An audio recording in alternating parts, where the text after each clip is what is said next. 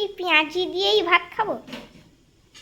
হ্যাঁ, আজকে পেঁয়াজি দিয়েই ভাত খাবি। তোকে আজকে পেঁয়াজি দিয়ে ভাত খাওয়ানো হবে। দেখ, আজকে নতুন স্টাইলে পেঁয়াজি করছি, কেমন হয়েছে একটু জানাবি। হ্যাঁ, কই দেখি। দেখ, এই যে পেঁয়াজিগুলো হয়ে, এই যে হয়ে গেছে, আর একটুখানি আছে, ওটা করলে হয়ে যাবে। তো পেঁয়াজিগুলো বেশ ভালো হয়েছে না? হ্যাঁ। এখন ছোট ছোট পকোড়া করেছি, এগুলো না আমাদের গ্রামের দিকে করে। ভালো করে দেখা, এই যে ভালো হয়েছে না? হ্যাঁ, অনেকগুলো পেঁয়াজি করেছো তো। হ্যাঁ, সবাই মিলে খাবো না, তাই জন্য অনেকগুলোই হয়েছে, আর একটু আছে। এই যে আর একটুখানি আছে, করলে হয়ে যাবে। তো শুভরাত্রির শুভেচ্ছা জানাই সবাইকে। সবাই ভালো থাকবেন, সুস্থ থাকবেন, আর নিজেদের খেয়াল রাখবেন।